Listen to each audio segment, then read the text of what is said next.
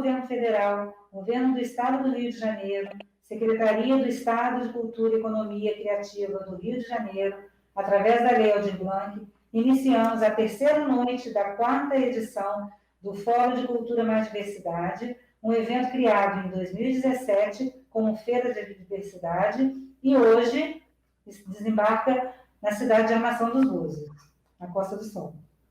Nesta edição, intitulada Cultura Mais Diversidade na Retomada Cultural RJ, vamos debater a diversidade, sustentabilidade e empregabilidade a partir da experiência da região dos Lagos, hoje Costa do Sol, apresentando os desafios e experiências relacionadas à capacitação, empregabilidade e empreendedorismo de mulheres, negras, LGBTQIA+, PCDs, jovens, 50+, migrantes e refugiados e povos indígenas. Meu nome é José Carlos Vieira Júnior, sou CEO do Fórum Cultura Mais Diversidade. E eu, Luciana Fajardo, produtora cultural de Armação de Búzios.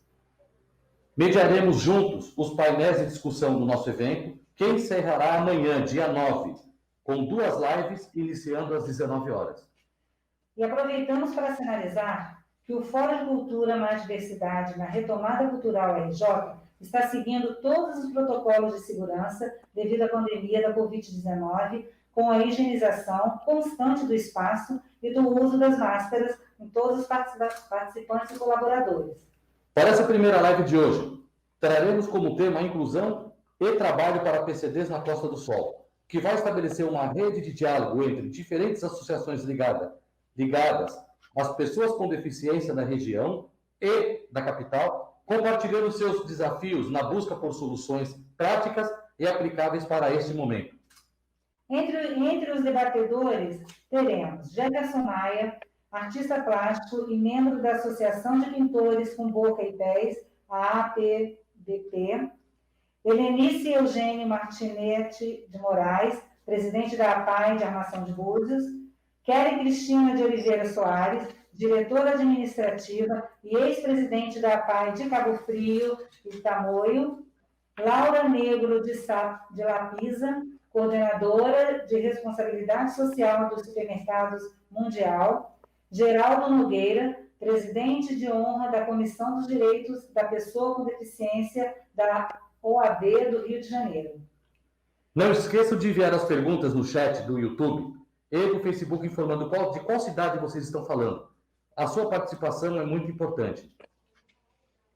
Zé, vamos começar então o nosso debate. Primeiramente, eu gostaria que, pela ordem aqui, as pessoas pudessem cumprimentar, fazer o seu cumprimento, né, e suas boas-vindas, iniciando pelo Jefferson Maia. Boa noite, Jefferson.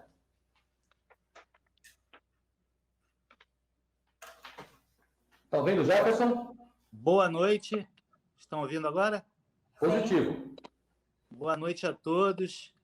Alguns que já parceiros de longa data, né, a própria Lu, o Zé Carlos, que eu estou conhecendo a partir desse projeto, Dona Laura, parceira de tantos eventos, Geraldo, parceiro de uma vida, de vários trabalhos, e mais outros que estão chegando, né? É um grande prazer estar aqui nesse fórum e estar nesse momento, um momento tão peculiar, podendo dividir e somar ideias, né, dentro de processos que a gente já vem fazendo aí de longa data. Então, queria dar um salve a todos. Beleza. Boa noite, Helenice, por gentileza.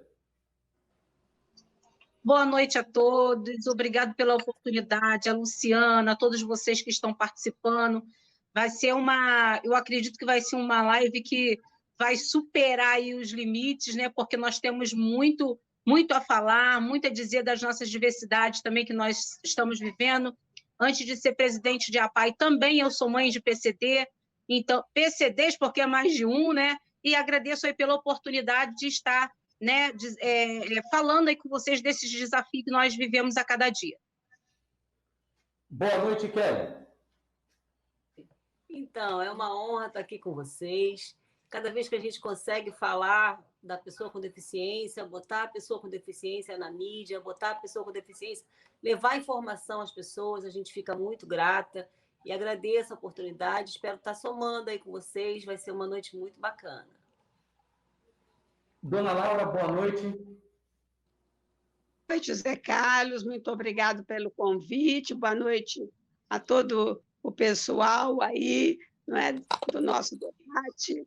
Eu estou muito contente de poder participar e de dar, né, a contribuição que foi solicitada. Boa noite, Geraldo.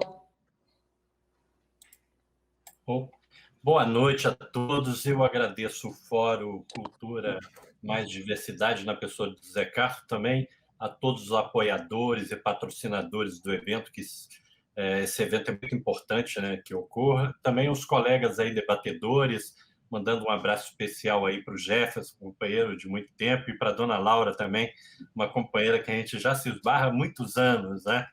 Então, é bom a gente encontrar as pessoas e conhecer pessoas que a gente ainda não teve contato. Também agradecer a nossa intérprete aí que está nos apoiando, que é importante que os surdos tenham acesso ao evento, isso é muito gratificante. É isso, vamos lá. Antes de começar, eu gostaria de agradecer a todos os nossos apoiadores, e em especial aqui a pousada Águas Claras, que tem nos apoiado com espaço, com todo carinho e atenção, né, Zé Carlos? Então, mais uma vez, quero agradecer a pousada Águas Claras e, para vocês conhecerem melhor, www.aguasclaras.com. Maravilha, maravilha.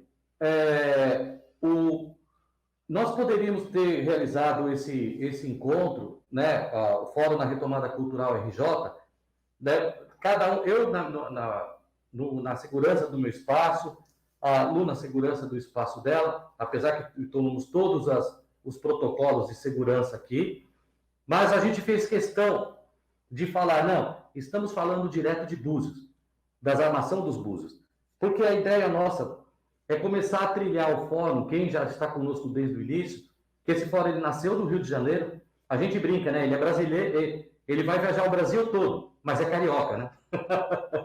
Nasceu no Rio e já foi para São Paulo, e agora a ideia é começar a transitar pelo Brasil. E até por uma questão de reciprocidade, que o pessoal da Armação dos Búzios esteve presente num evento nosso em massa, nós prometemos à época que estaríamos, quando saísse da cidade do Rio de Janeiro para o interior de São Paulo, a primeira cidade seria a Armação dos Búzios. Então, estamos cumprindo aqui algo que prometemos lá atrás. E a ideia é que, por onde passemos, nós possamos discutir a região, discutir os desafios de cada região, com as especificidades, peculiaridades, mas trazendo exemplos, trazendo olhares de outras regiões. Então, nós vamos trazer o olhar da capital, né, de uma pessoa que, para mim, é uma referência de corporação na questão de PCD, trazemos o olhar do Geraldo, que aí vai poder, inclusive, descrever melhor, mas o conhecemos como secretário da pessoa com deficiência da cidade do Rio de Janeiro, certo, Geraldo? Acho que eu não errei, não, né? Isso mesmo, não errou, não. O nome foi esse, quer dizer, eu sou ex-secretário, né? Atualmente eu não estou mais no cargo. Sim. E, nesse sentido, para começar o diálogo, e o debate é não só vocês, diante das nossas considerações, mas entre vocês, construir esse diálogo entre todos e todas. E eu vou convidar para iniciar esse diálogo a pessoa que tem a característica de anfitriã, afinal, é de Armação dos Búzios, que é a Eunice Eugênio, que é presidente da PAI da Armação de Búzios. Então, eu gostaria que você começasse, Eunice, explicando para nós, então, o que é a PAI nas Armações dos Búzios, a partir daí os desafios, né, que você tem, conquistas, e ainda o que você espera diante desses desafios, que você possa ter condições de trilhar como entidade. Oi, boa noite, gente, mais uma vez. É um prazer enorme estar podendo dividir aqui com vocês. A Associação de Pais e Amigos dos Excepcionais de Armação dos Búzios, ela trabalha com todo tipo de deficiência, tá? Deficiência intelectual e múltipla. Então, tem sido um desafio muito grande para nós, né? Vivenciarmos, principalmente em época de pandemia, nós estamos encontrando muitas dificuldades.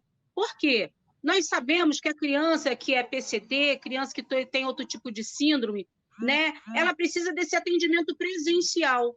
E nesse momento que nós estamos vivendo hoje, tem nos dificultado muito, aonde tem trago muitos problemas mesmo, principalmente em questão de surto.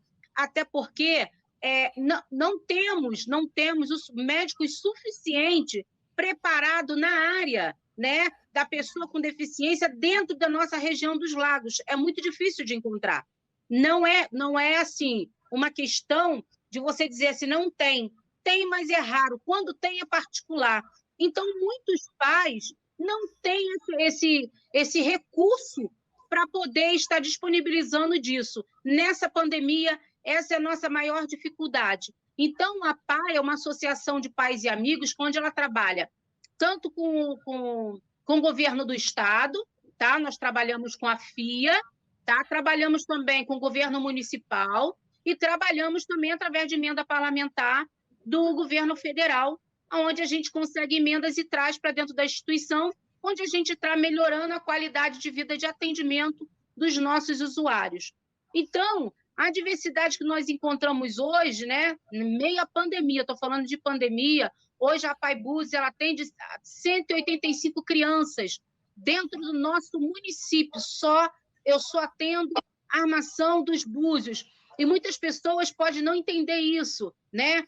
Porque não atender criança de fora, ou porque só do município, ou porque não dá oportunidade também para outras pessoas, porque não há condições. A estrutura que nós precisamos dar para esses PCDs, para esse especial, precisa-se ser uma estrutura de excelência. Eu estou falando assim, como mãe também, né? Eu gostaria de colocar aqui, eu como mãe de pessoa especial, eu tenho 3 filhos que têm a síndrome do X frágil, é uma criança muito difícil de se lidar em parte e muitas outras vezes é fácil. Então, em época também de pandemia, eu tenho sofrido bastante. Então, eu estou na presidência, na gestão, tentando lidar com a situação, o surto de várias mães. Eu tenho mães querendo se suicidar, entendeu? Então, isso nos traz um pouco, né? Nosso coração fica apertado a lidar com isso e, infelizmente, o município, no momento, não se encontra preparado e, muitas das vezes, também o Estado deixa a desejar com isso. Então, isso tem nos dificultado bastante. Então, você imagina uma mãe querendo se suicidar porque acabou de receber uma criança, né, de nascer uma criança que tem uma deficiência, mas, infelizmente, esse médico, a forma dele colocar, né, que essa criança nasceu com esse tipo de deficiência, não prepara a mente, o psicológico dessa mãe para ela estar recebendo essa notícia. Com isso, né, mesmo ela fazendo seus pré-natal, igual eu tive uma mãe agora que nasceu com uma criança com síndrome de Down, ela fez todo o parâmetro necessário, tá? Ela fez todo o acompanhamento com obstetra para poder acompanhar. Até então, a criança não apresentava nada. Quando a criança nasceu com síndrome de Down. A forma de que ela foi informada que essa criança nasceu com síndrome de Down levou essa mãe ao desespero, porque até o momento está todo mundo atrás do filho perfeito, atrás do filho neurotípico. Então, a família em si, quando não abraça, a gente se sente com mais constrangimento ainda. Eu estou falando daquilo que eu vivi, daquilo que eu presencio. Então, a diversidade que nós vivemos hoje é muito difícil. Nós estamos em pleno século XXI. Isso já deveria ter mudado há muito tempo. As crianças estão sempre escondidas, sempre ficando para depois. Eles nunca têm a prioridade realmente da lei. Faz-se lei, mas não se é cumprido. Então, quando a gente encontra uma mãe dessa tentando suicídio, não porque ela teve a criança, mas porque ela não teve a informação correta, mas também porque não souberam lidar com a situação, com ela no momento de uma pessoa de resguardo, né? Onde ela estava esperando esse filho normal, dito normal. Então, isso aí a gente tem vivido de perto, né? A gente tem presenciado, e quando chega nesse momento, essa mãe ela vem para mim. E quando ela vem para mim, eu tenho a obrigação, né? Eu me sinto na obrigação de passar também essa experiência que eu vivi, aonde não só eu recebi a notícia de que os meus 3 filhos não iriam sobreviver por muito tempo, que eles tinham uma idade estimativa, né, para esse tipo de deficiência, não só o X frágil, mas eles acompanham outro tipo de deficiência. Então, a informação que os médicos nos dão nos deixa cabisbaixo, nos deixa sem pensar no momento de que forma nós vamos agir. Então, você é pego de surpresa. Então, a falta de preparação, né, da parte, né, tanto psicológica do ser humano, estar preparado para isso, é muito difícil. Precisa-se se preparar primeiro. Esse médico ele precisa estar capacitado para isso, não no trabalho dele, que eu sei que o trabalho dos médicos são de excelência, mas, infelizmente, às vezes, essa sensibilidade eles não têm, né? E essa sensibilidade é que nos entristece, porque nós também somos seres humanos, nós somos mães, nós somos pais. Então, a gente vivenciar uma história dessa na pele é diferente de você dar uma informação, né? Não, hoje você está com câncer, é diferente de você estar com o câncer, né? Então, quando a gente tem uma pessoa com deficiência na família, nós precisamos trabalhar essa família primeiro com terapias para ela aprender a lidar com isso, né? E o Estado, infelizmente, né, tem deixado a desejar, tá? Nós precisamos que o Estado, os municípios, né, os governos federais façam se cumprir aquilo que está no papel, porque igual quando se fala de inclusão, a inclusão ela é muito bonitinha, ela é bonita no papel. Quando você chega na realidade do acontecimento, ela não é real. Não é aquilo que acontece que está escrito ali, não é aquilo que a gente presencia, não é aquilo que a nossa criança precisa, né? Porque nós precisamos na área de professores capacitados na área, nós precisamos de médico capacitado. O meu filho, eu estou cuidando dele hoje lá em Rio das Ostras, justamente por falta de médico capacitado na área aqui, justamente por falta de médicos que precisam de dentro do nosso município preparado para esse tipo de coisa. Então, quando você fala de uma criança com PCD, que quando ela chega ao extremo de um surto, em ir ao suicídio, não é só a criança que está sofrendo, a família também está sofrendo. Então, é muito difícil a gente vivenciar uma história quando a gente sente na pele. Não é só uma pessoa contar o que você está vivendo. Desculpa, porque eu sou muito emotivo que eu estou vivendo hoje como presidente de APAI. É um pedido de ajuda e de socorro, não apenas como mãe, não apenas de uma pessoa, mas de toda uma entidade. E representando, né, tantas outras pessoas. E até eu vou pedir também para contribuir a Helenice. Kelly, você tem esse mesmo quadro em Cabo Frio, uma cidade muito maior que a nação dos Búzios? Muito mais povoada, vamos dizer assim, né? Sim, nós temos muitas crianças em casa realmente passando por dificuldade. A Paz de Cabo Frio, ela atende 300 crianças aqui e 78 em Tamoios. Somos uma PAI muito grande em números, e terapeuta, e tudo é muito... Os problemas são muito maiores.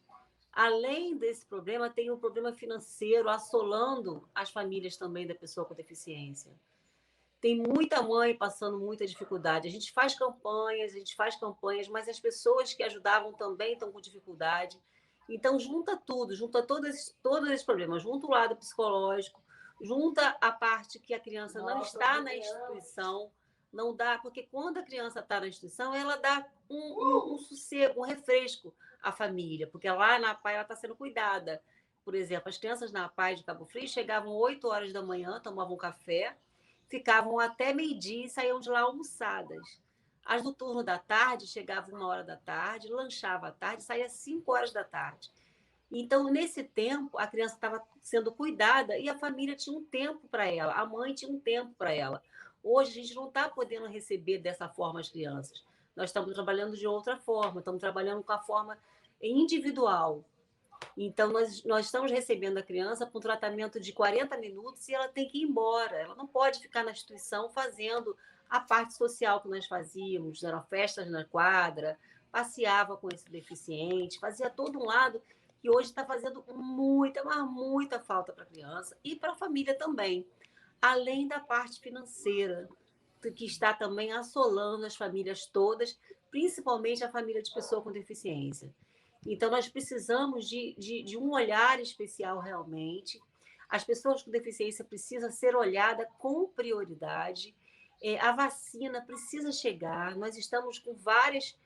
Eu na Pai Cabo Frio, eu estou com 3 pessoas com deficiência internada, uma saiu da UTI hoje, foi para o quarto, graças a Deus, mas a Covid também está assolando, está amedrontando, está trazendo um problema psicológico muito grande no mundo todo e na pessoa com deficiência também, porque a mãe ela tem 2 desesperos. Primeiro, dela perder o filho. Segundo, dela ir também. Com quem vai ficar essa criança? Quem vai cuidar como ela cuida? Ninguém cuida. Então, a gente está tendo que lidar, eu também sou mãe de pessoa com deficiência, a gente está tendo que lidar com isso, acalmar as famílias. Em Cabo Frio, a gente está começando um projeto de home care, que é para aqueles que não estão acamados em casa, a PAI vai começar a ir lá levar o tratamento para eles. A gente tenta, de todas as formas, fazendo do que a gente pode, da melhor forma. Mas precisamos de muito, precisamos de um olhar realmente muito diferenciado nesse momento para a pessoa com deficiência. As pessoas pensam que uma família com deficiência ela pode sobreviver da mesma forma que a outra. Não pode. Ela precisa ser mais cuidada, ela precisa ser mais olhada pelos CRAs, pelas prefeituras, pelo governo do Estado, porque nós somos muito fragilizados. Tem famílias muito fragilizadas precisando de socorro, em todos os sentidos. Eu vou convidar, até porque vocês me mostram, pelo menos me chega essa impressão, da ausência do Estado, da ausência de apoio a entidades que estariam para somar, mas vocês nos passam a impressão que vocês estão vocês estão trabalhando, vocês estão atuando isoladamente, sem um apoio. E aí eu vou pedir o olhar, né, do Geraldo, diante das considerações que vocês fizeram, com a sua experiência, Geraldo. Como você vê, né, esses 2 depoimentos pela secretaria que você esteve à frente e hoje, aonde você está à frente, por gentileza? Por favor, Geraldo. Olha, Zé Carlos, eu estou aqui impactado, né, com esse depoimento, né, de 2 pessoas que são atuantes, ativistas da causa e também vivem a deficiência, né, em seus lares, né? Então é muito impactante quando a gente vê a realidade diante da gente, né? As pessoas não estão me vendo, né? Mas até aproveitando aqui, porque deve também ter deficientes visuais aí assistindo e não estão nos vendo, vou fazer uma audiodescrição minha aqui. Eu sou um homem branco, estou usando óculos, tenho os cabelos grisalhos, estou de blusa branca, estou aqui no escritório de casa, tem uma mesa, um sofá atrás, uns quadros ali na parede, bem carioca. Tem ali o Cristo Redentor e o Pão de Açúcar do outro lado. Então, só para os nossos amigos aí deficientes visuais poderem me identificar, né? Mas eu ouvindo esses depoimentos, primeiro eu lembro, né? O Brasil, em 2004, foi reconhecido pela ONU como um país das Américas com a legislação mais inclusiva das Américas.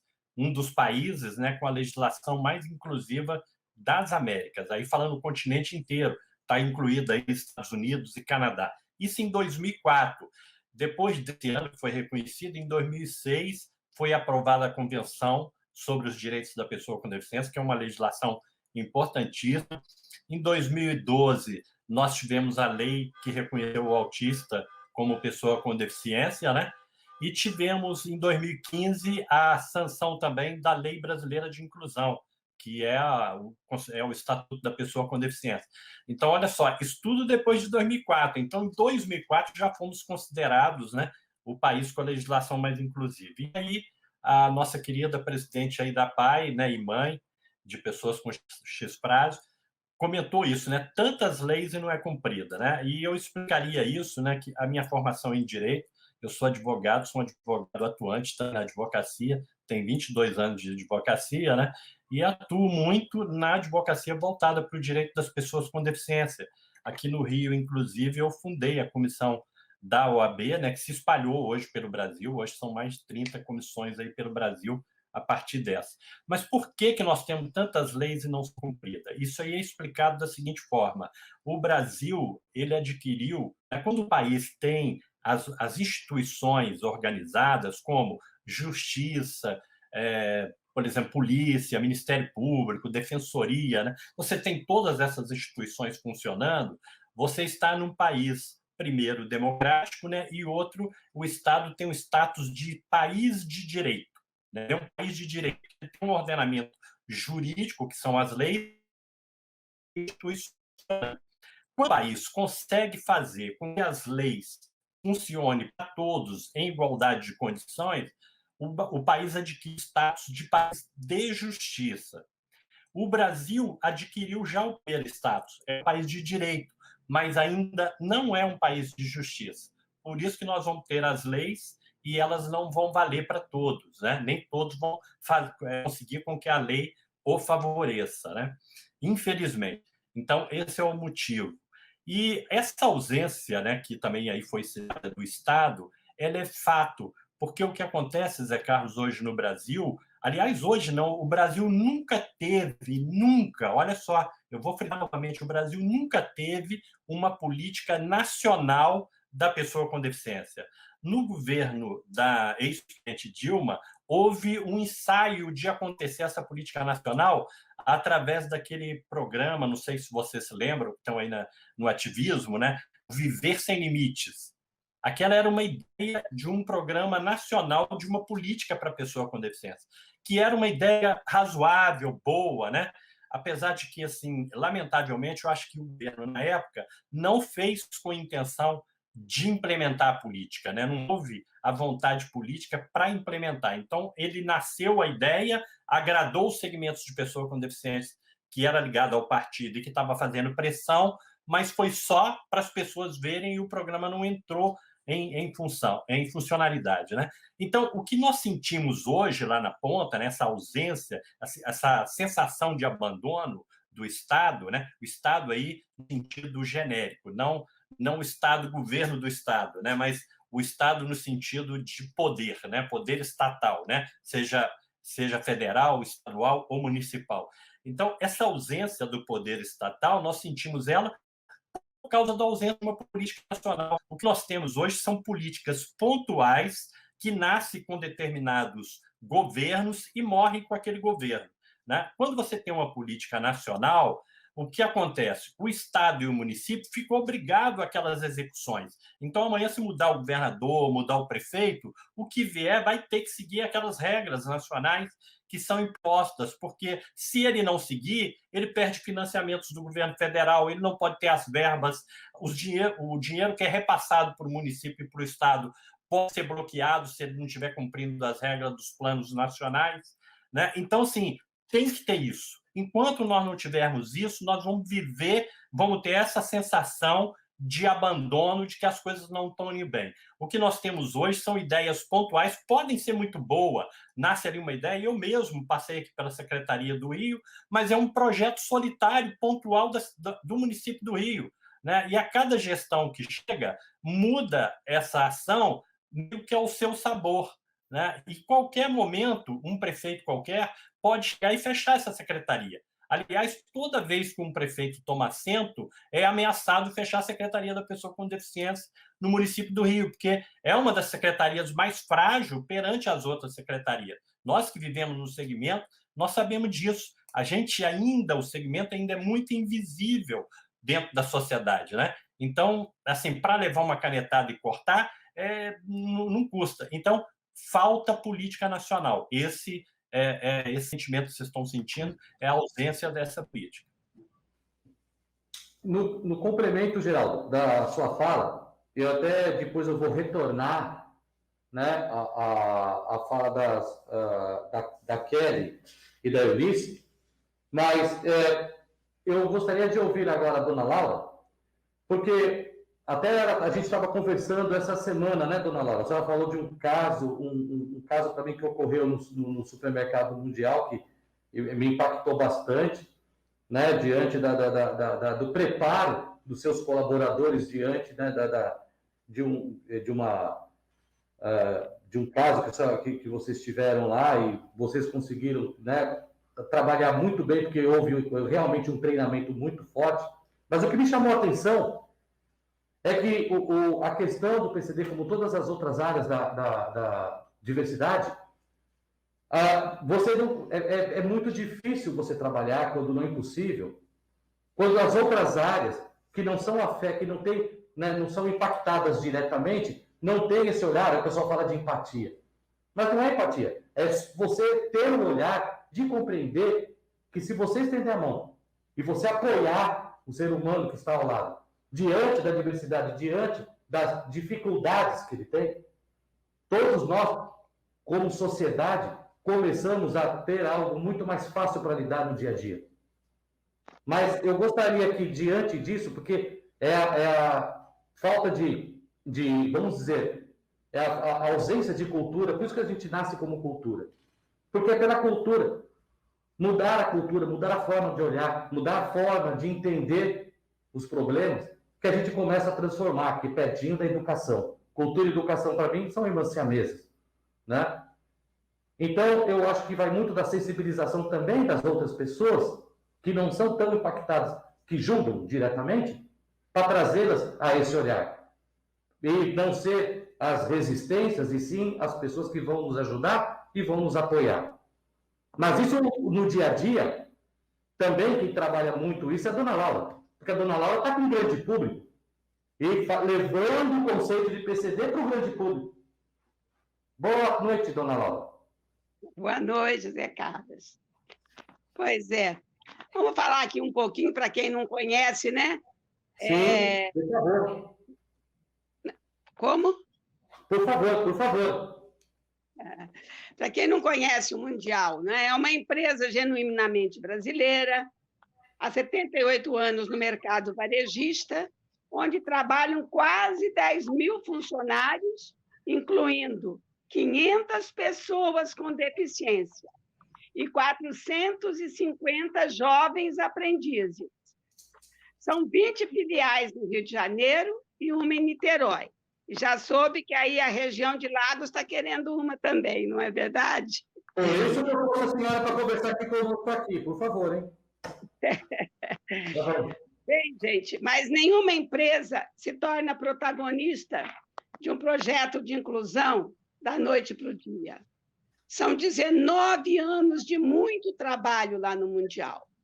E agora nós podemos dizer que foram muitos desafios para nós nos adaptarmos a essa nova realidade em tempos de pandemia. Eu lembraria aqui que velhos conceitos já não garantem bons resultados, e adaptar-se às mudanças se tornou imperativo. Nós estamos diante de uma nova realidade, como dizem, né? De um novo normal. Nada é mais como antes, nesse novo universo que faz da diversidade e da inclusão de pessoas com deficiência palavras de ordem para quem deseja alcançar sucesso. Eu estou em casa há mais de um ano e agradeço à minha equipe do setor de responsabilidade social, que deu continuidade a todos os trabalhos planejados. Isso traz um desafio a ser enfatizado. Um projeto de inclusão só garante sucesso se houver um compromisso firme da direção da empresa e dos seus gestores. É preciso muita dedicação e coerência entre o discurso e a prática. Nós temos que acreditar que a inclusão da pessoa com deficiência é um processo ganha-ganha, isto é, um processo de mão dupla. Não é um desafio fácil, mas é um aprendizado permanente.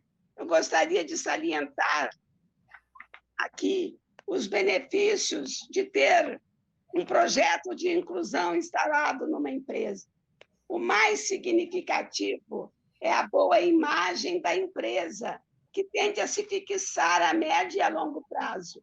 É a melhoria do espírito de equipe entre os funcionários. O ambiente de trabalho fica mais ético e muito mais humanizado. O clima organizacional fica mais positivo, favorece a produtividade dos outros funcionários. O desempenho das pessoas com deficiência no trabalho supera as expectativas. Conquista de novos consumidores, eles mesmos, seus familiares e amigos. São experiências de vida muito ricas. Eles são exemplo de gente que trabalha muito para expressar seus valores e desafiar limites. Ainda são benefícios da contratação de pessoas com deficiência a redução de aposentadorias, a redução do benefício de prestação continuada, o LOAS, não é? A Lei Orgânica de Assistência Social. Hoje, os nossos PCDs, como outros cidadãos, sofrem as consequências dessa pandemia. Podem imaginar o sacrifício que é ficar trabalhando 8 horas por dia com aquela máscara e depois enfrentar os meios de transporte lotados e tão desumanos para eles voltarem para casa. Mesmo assim, os nossos PCDs trabalham com bom humor, sempre sorrindo, não faltam ao trabalho. Há que se notar que os nossos gestores tiveram que se reinventar para administrar bem suas equipes. E os PCDs também se reinventaram, sentindo falta da visita presencial da equipe do setor de responsabilidade social. Eles se organizaram de forma a dar continuidade às atividades que aconteciam antes da pandemia. Não tem faltado comemorações de aniversário, chá de bebê para as grávidas, teatros para sensibilizar os novatos da empresa. Interessante, eles elegeram um líder para cuidar dos interesses do grupo. Fazem questão de registrar os principais acontecimentos em vídeo ou fotos e nos enviam com um relatório. O Zap é o principal instrumento que eles usam para se comunicar comigo e com a minha equipe. Podem imaginar o tempo que levo para diariamente responder todos os Zaps recebidos. E eu não deixo de responder nenhum. Alguns problemas podem existir na implantação de um projeto de inclusão. Dificuldades dos empresários e lideranças entenderem a necessidade e importância de uma empresa ser inclusiva. O desconhecimento para se lidar com diferentes tipos de deficiência.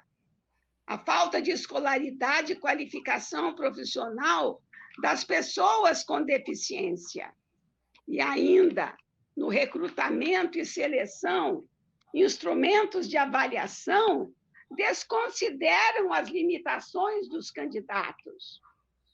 Mitos, discriminação e preconceitos, dificultando a operacionalização do projeto por parte de clientes, por parte de outras pessoas ignorantes também na própria empresa.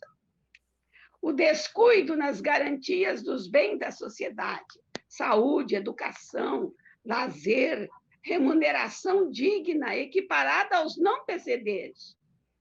A falta de acessibilidade arquitetônica, comunicacional, metodológica, instrumental, digital e outras.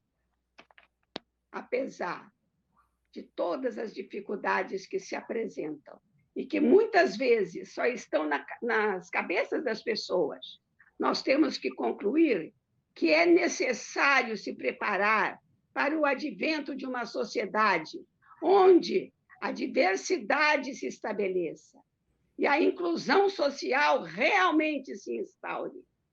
Na verdade, enfatizo, só com a prática constante e coerência entre a ação e o discurso é que uma empresa se torna capaz de construir o seu verdadeiro projeto de cidadania.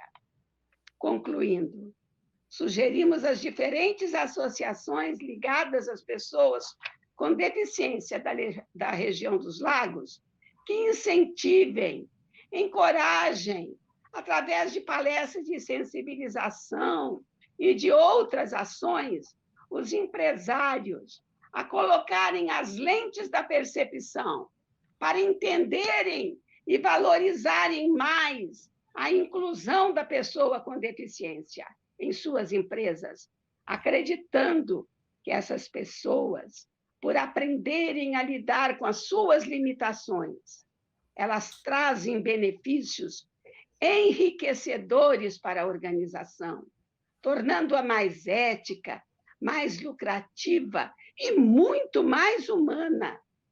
Elas são construtoras de um bom clima organizacional, elas possibilitam refletir a boa imagem da empresa, elas são exemplo de gente que batalha muito para expressar os seus valores e desafiar os seus limites no desempenho de suas tarefas. E estar ao lado dessas pessoas com deficiência, que têm capacidades diferenciadas e que são, sim, portadoras, mas portadoras de direitos especiais, de direitos iguais, de direitos universais. Nós aprendemos o verdadeiro significado de palavras e sentimentos como solidariedade, respeito à diversidade, valorização da vida e do emprego, alegria, cidadania, gratidão, responsabilidade social. Essas pessoas, gente, nos ensinam a verdadeira pedagogia do amor.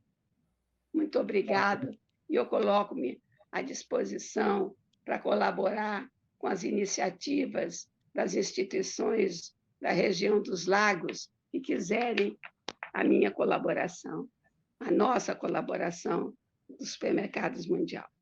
Obrigada. Muito bacana, dona Laura, muito bacana. Realmente é muito, muito interessante ouvir, né, Zé, uma empresa, uma pessoa com essa fala, né, e a gente poder envolver os outros comerciantes, seria muito interessante, né?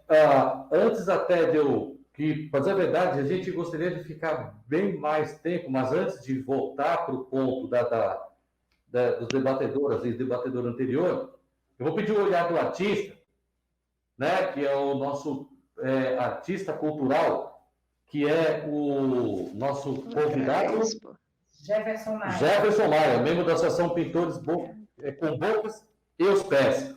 Jefferson, você escutou, você é um artista, você é um produtor cultural. O que você traz, né, de palavra para a gente diante de tudo que foi abordado?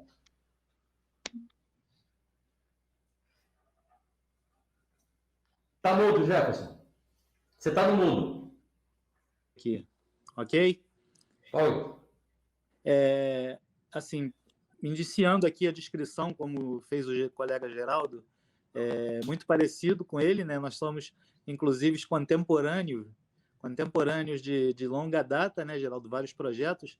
E tal qual o Geraldo, eu também sou cadeirante. Estou aqui no meu escritório, que também funciona como ateliê aqui na parte do meu trabalho, que eu executo em casa, né? E a diferença do Geraldo é que eu já tenho uma lesão um pouco mais completa, que é tetraplegia. Eu não tenho força e uso pleno das mãos e braços. E, assim, nesse sentido, tudo o que foi falado, a começar pelas colegas das APAES, eu sou do Rio de Janeiro, nos meus 30 e tantos anos de lesão, e do Rio de Janeiro, isso na época lá atrás eu comecei a ter esse olhar com as dificuldades que a pessoa com deficiência no geral já tinha. Mais ainda as pessoas que têm uma deficiência física, no caso, que era a minha área, por qual eu via na minha realidade, com as lesões mais altas como a minha. Porque a gente trabalhava em alguns projetos, começamos a elaborar projetos. Eu sou formado em pedagogia e participei de alguns projetos de inclusão de pessoas com deficiência de uma maneira geral, e por conta da lei de cotas de trabalho, as pessoas com deficiência entravam até sim no mercado de trabalho, mas aí vinha aquela questão, mas uma pessoa com uma lesão muito alta já não dá para trabalhar, então essas pessoas ficam segregadas em casa, era a realidade. As pessoas com deficiência intelectual, filhos de várias famílias, a mesma coisa. Então, sempre houve uma dificuldade muito grande de pessoas com lesões mais severas, paralisia cerebral, de uma maneira geral, né? Essas pessoas com lesões mais severas sempre ficaram à margem, ficavam excluídas dentro de um segmento que já era tão difícil de entrar no mercado de trabalho. Algumas empresas, por conta da lei, que o Geraldo tão bem pontuou aí, começaram a executar, sim, abertura de possibilidades de trabalho dentro dessa condição restritiva que eu acabei de falar. E dessas poucas empresas, nós temos aqui, não preciso nem repetir o discurso da nossa querida dona Laura, que assim, o Mundial é uma exceção das exceções, porque a forma que acolhe e a forma que desenvolve um trabalho laboral de pessoas com deficiência é exceção à regra, isso não há dúvida nenhuma. Então, eu como mineiro, hoje eu estou aqui na região dos Lagos, estou morando aqui no 2º distrito de Tamoios, aqui, e aí caindo para o lado da arte. A arte entrou na minha vida há cerca de 12 anos pela instituição internacional que é a Associação dos Pintores com a Boca e os Pés. Cada vez mais, o fato de eu fazer parte dessa instituição e ter desenvolvido um trabalho profissional dentro da associação, que nós, pintores que pintam tão somente com a boca ou com os pés, por conta dessas lesões mais severas que eu acabei de falar, a gente tem um plano de carreira dentro da associação, e isso, por conta das minhas especializações em artes visuais hoje, eu procuro fomentar cada vez mais. Por quê? Por conta dessa dificuldade da pessoa com uma grande lesão, tem a dificuldade já de sair de casa.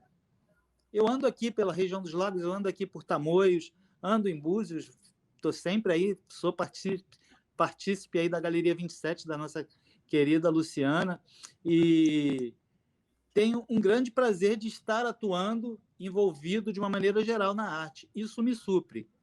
Mas eu busco muito poder fomentar, poder divulgar e poder passar para outras pessoas, outras famílias que não sabem nem que tem condição de ter uma pessoa com uma lesão severa, uma paralisia cerebral, uma amputação severa, uma tetraplegia, ou seja, alguma outra condição que lhe faça pintar com a boca ou com os pés, para que possa, sim, entrar na associação. A nossa pai aí de Búzios mesmo, nós temos um colega, Ezequiel, que a gente vem trabalhando com ele para que ele tente cada vez mais progredir para poder entrar na associação, porque a associação tem um plano de inserção através de bolsas de trabalho, bolsa de estudo, né?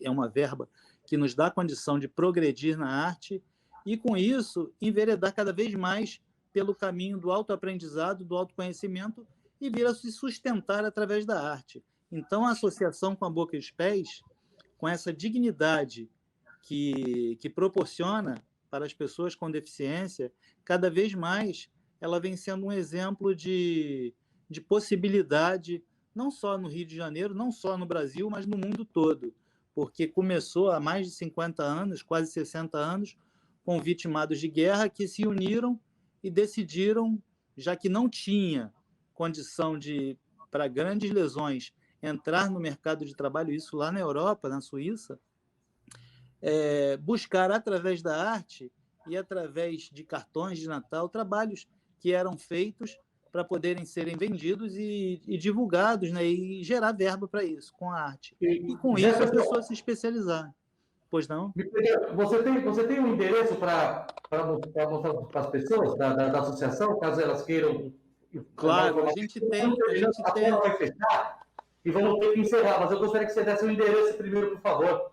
Claro, a gente tem aqui no Brasil a representação da organização da Suíça, que é a Associação de Pintores com a Boca e os Pés. Então, o site é apbp.com.br, a PBP de Associação de Pintores com a Boca e os Pés.com.br.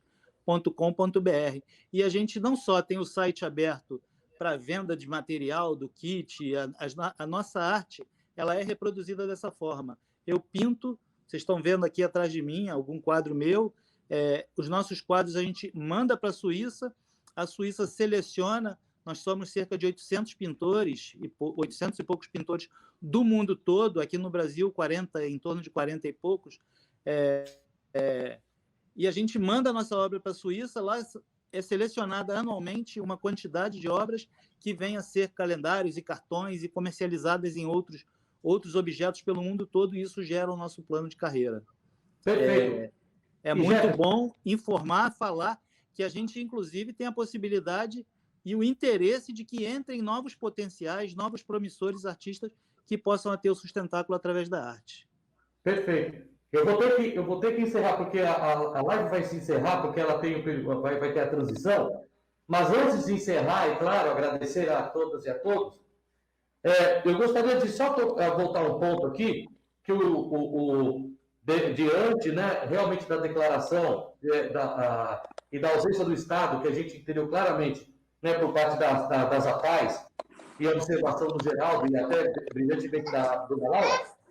Geraldo, rapidamente, qual a dificuldade que nós desenvolvemos de sairmos para sair do contexto da vontade para buscar uma política nacional por parte da pessoa, para a pessoa com deficiência? É possível, a partir, vamos supor, da região das Costa do Sol, com as APAES, estruturar um memorando e, a partir daí, começar? Ou já foi feito, parou por quê? Isso não anda. Isso, rapidamente, assim, em 1 minuto, você consegue falar assim, é possível nós sairmos a partir dessa live? Porque a gente nós deixamos um legado em cada live, para cada live dentro da região.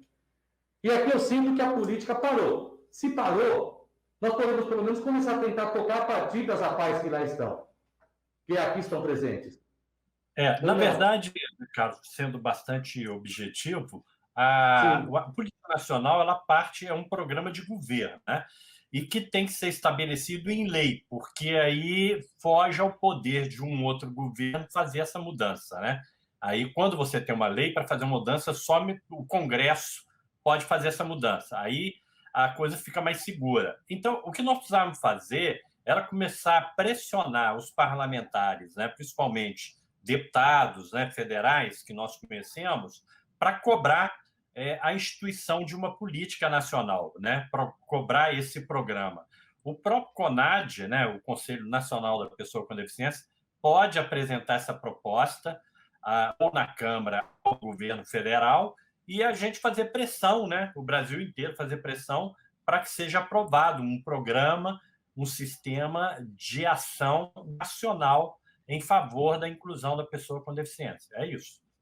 Perfeito. Até porque as eleições a nível federal vão chegar e é uma oportunidade de nós buscarmos realmente, né, quem possa colaborar conosco nesse sentido. E aí, em cima disso, será uma decorrência de outros momentos, a extensão desta live, né, que não para aqui, ela só se inicia e a partir daqui nós começamos o nosso trabalho como lição de casa. A todos e a todas, muito obrigado. Agradeço profundamente a colaboração e peço só para despedir, porque nós vamos ter que fechar a live. Temos quantos minutos? 2 minutos. 2 minutos. Rapidamente, uma boa noite de cada um, por gentileza. Por favor, Kelly, pode começar. Kelly. Obrigado por tudo, foi muito enriquecedor para mim, aprendi muito com vocês. Um beijo, a paz de Cabo Frio está à disposição. Elenice. Boa noite, gente. Eu aprendi muito com a dona Laura aí, um aprendizado enriquecedor, que todo empresário espelhar. Eu me emocionei muito com a fala de vocês aí da APAE, pois realmente me preocupei muito com os problemas que vocês têm e desejo que eles possam ser, quanto antes, recuperados, possam, quanto antes, terem uma lei que possa ajudá-los, não é? A ter uma PAI com muito mais apoio do governo e dos cidadãos. Um abraço para todos vocês, amigos aí. Obrigada, Zé Carlos, pela participação. Eu que agradeço. Geraldo? Convite, agradecer a todos. Também foi enriquecedor para mim, né? Ouvir as mães com esse depoimento nas instituições aí. Eu vi a dona Laura com esse discurso belíssimo sobre inclusão no trabalho, fascinante. Todo empresário deveria ouvir a dona Laura. E o Gédio também, né? Falando aí da Associação de Pintores, um exemplo de inclusão, né? Pelo mundo, um trabalho fantástico. Fiquei muito feliz. Parabéns, Zé Carlos, pelo evento. Continue sempre, né? E vamos com os próximos candidatos a presidente da República assumir um compromisso por escrito de instituir uma política nacional da defesa. Esse é um primeiro caminho. Jefferson, obrigado. Jefferson.